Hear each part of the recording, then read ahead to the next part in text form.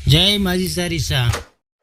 नमस्कार दोस्तों, आज हम आपको लेकर चलेंगे राजस्थान की लोक कथा और भक्ति से भरी एक ऐसी कहानी की ओर जो प्रेम, बलिदान और चमत्कार से जुड़ी है। हम बात कर रहे हैं रानी भटियाणी की, जिन्हें आज भी जसोल की देवी के रूप में पूजा जाता है। तो चलिए जानते हैं उनकी अमर गाथा और उनके प्रति लोगों की अटूट आस्था।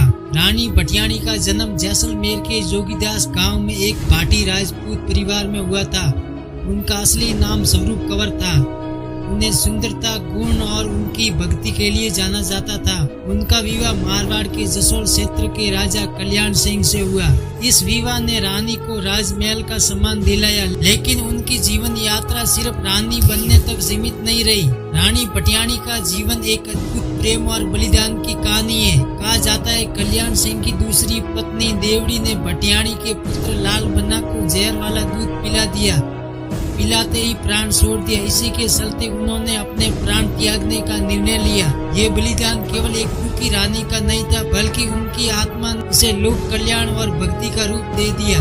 रानी भटियाणी के बलिदान के बाद लोगों ने महसूस किया कि वह एक देवी के रूप में प्रकट हुई। उन्होंने अपने भक्तों की कठिनाइयों को दूर करना शुरू कर दिया। यही कारण है आज भी जसोल गांव में उनका मंदिर है, जहां हजारों भक्त अपनी मनोकामनाएं पूरी होने की आस में आते हैं। उनके भक्त उन्हें जसोल धनियाणी भी कहते हैं और मानते हैं कि उनकी कृपा से जीवन में सभी संकट दूर हो जाते हैं। जसोल में स्थित रानी भटियाणी का मंदिर राजस्थान के सबसे प्रसिद्ध मंदिरों में से एक है। यहाँ हर साल लाखों लोग दर्शन के लिए आते हैं। खास तौर पर उन लोगों की मान्यता है जिनके जीवन में कोई संकट हो या जो किसी विशेष कामना के लिए प्रार्थना कर रहे हो। भक्तजन अपनी श्रद्धा के अनुसार मिठाई, चुनरी और सिंदूर अर्पित करते हैं। लोक कथाओं में रानी भटियाणी के कई चमत्कारिक किस्से सुनने को मिलते हैं। कहा जाता है कि उन्होंने कई बार अपने भक्तों की रक्षा की है। एक बार एक किसान ने उनकी भक्ति में फसल अर्पित की और उनकी सूखी जमीन पर भी हरियाली छा गई। इसी तरह की अनगिनत कहानियां आज भी राजस्थान के कोने कोने में सुनाई जाती है। तो दोस्तों, ये थी रानी भटियाणी की अमर गाथा। उनका जीवन